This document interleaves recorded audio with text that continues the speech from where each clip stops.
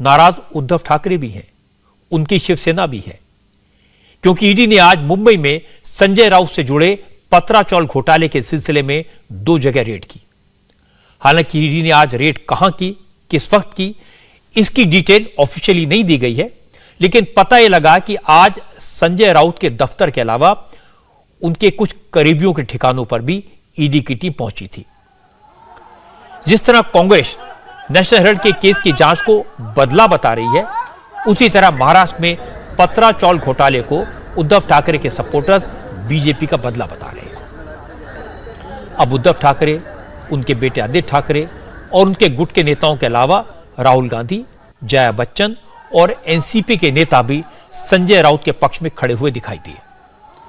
आज आदित्य ठाकरे ने कहा, ऑपोजिशन पार्टीज के नेता ही नहीं बल्कि महाराष्ट्र और देश की जनता देख रही है कि बीजेपी किस तरह जांच एजेंसियों की मदद से विपक्षी नेताओं के खिलाफ कार्रवाई कर रही है।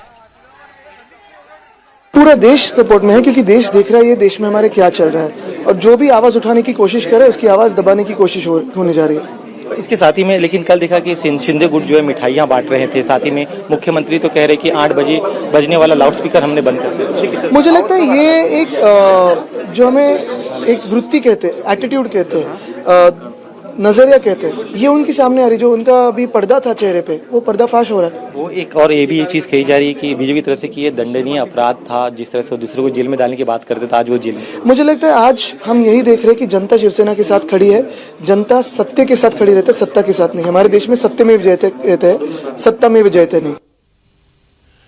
आदित्य ठाकरे आजकल शिव संवाद यात्रा पर निकले हुए हैं। उन असेंबली सीटों पर जा रहे हैं जहां के शिवसेना विधायक एकनाथ शिंदे के साथ चले गए। आदित्य ठाकरे पार्टी के कार्यकर्ताओं का सपोर्ट और हमदर्दी हासिल करने निकले हैं। अब वो संजय राउत की गिरफ्तारी के इशू को भी इसी से जोड़ने में लगे हैं। लेकिन बीजेपी के नेताओं की रणनीति अलग है। महाराष्ट्र बीजेपी के नेता इस सवाल पर खामोश हैं। चूंकि ईडी सेंट्रल एजेंसी है, इसलिए संजय राउत के मुद्दे पर बीजेपी का पक्ष पार्टी के केंद्रीय नेता रखते हैं। आज इस मुद्दे पर संबित पात्रा बोले। संबित ने बताया कि बदले की कार्रवाई, प्रतिशोध की सियासत, ये सब बेकार की बातें हैं। असल में ये क्लियर कट करप्शन का मामला है। संबित पात्रा ने कहा कि संजय राउत और उनके करीबी मित्रों ने 1000 करोड़ से ज्यादा का घोटाला किया और इसके पक्के सबूत हैं। ये 1039.79 करोड़ की पूरी रकम बनती थी, लगभग 1040 करोड़। तो एग्रीमेंट को दरकिनार किया, गरीबों के ख्वाबों को खत्म किया, उनके लिए घर नहीं बनाया और अपने लिए 1040 करोड़ बटोरा गैर कानूनी तरीके से। इस कंपनी ने, जिस कंपनी में संजय राउत के खास मित्र प्रवीण राउत थे, उन्होंने हासिल किया 1040 करोड़। आप बताइए, 1040 करोड़ अपने लिए, गरीबों के लिए कुछ नहीं, क्या इसकी इन्वेस्टिगेशन नहीं होनी चाहिए? दूसरा विषय, प्रवीण राउत जो डायरेक्टर थे इस कंपनी में, उनके पास 100 करोड़ रुपए आए। ये जो 1040 करोड़ था, ये बटा 100 करोड़ रुपए प्रवीण राउत जी के पास आए।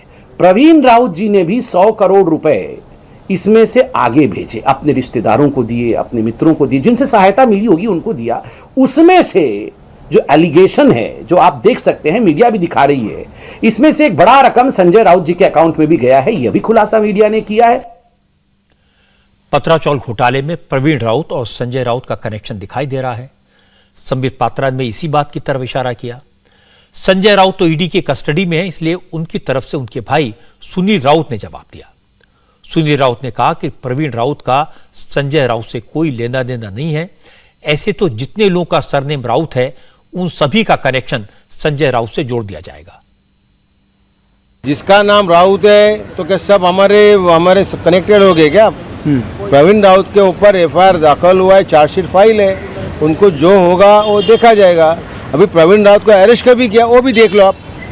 तो 8-9 महीना हुआ अरेस्ट करवा के, 8-9 महीने में संजय राउत का नाम आया नहीं। आज ही कैसा 5-6 दिन में कैसे चल रहा है कि ये सब पॉलिटिकली है। संजय राउत जिस प्रकार से भाजपा के विरोध में बोल रहे हैं, उनको किसी तरह से उनका आवाज़ दबाना है, माननीय उद्धव साहब जी को उनको कमज़ोर करना है। इसलिए ये पॉलिटिकल फ्रेम बना के रखिए और कुछ नहीं, ऑल बोगस। 1,60,00,000 रुपए आप लोगों के, आपके परिवार को मिला है प्रवीण राउत की तरफ से, ये आरोप लगाया गया है कोर्ट के अंदर। अरे ईडी कुछ भी आरोप लगाएगी, ये आरोप लगाने में कल आपको मैं ईडी पे आरोप लगा दूंगा कि इनके सबसे जो जिसको क्लीन चिट दिया है उनसे भी ईडी ने पैसा लेके क्लीन चिट दिया है। आरोप लगाने में क्या है, आरोप जब होता है जब उसके प्रूफ मिला जाता है। संजय राउत ने इसका प्रूफ भी दे दिया। संजय पात्रा ने बता दिया कि संजय राउत का कनेक्शन प्रवीण राउत से कैसे जुड़ता है।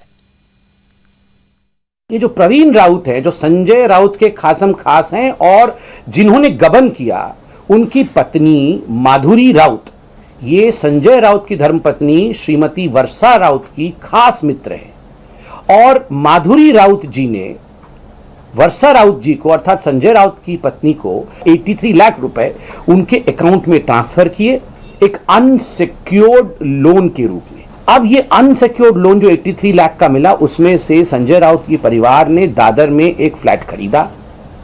बाद में जब पूरे विषय में ईडी ने जांच शुरू कर दिया तो चुपके से, क्योंकि उन्हें पता था कि ये सुई का नोक जो है हमारे ऊपर आने वाला है, तो 55 लाख वापस करने की कोशिश संजय राउत जी की धर्मपत्नी वर्षा राउत जी ने किया कि मैं वापस कर रही हूं, देखो भैया माधुरी जी को मेरा कुछ लेना देना है नहीं। मगर ईडी तब तक चौकन्नी हो चुकी थी, वो पूरा विषय जान चुकी थी।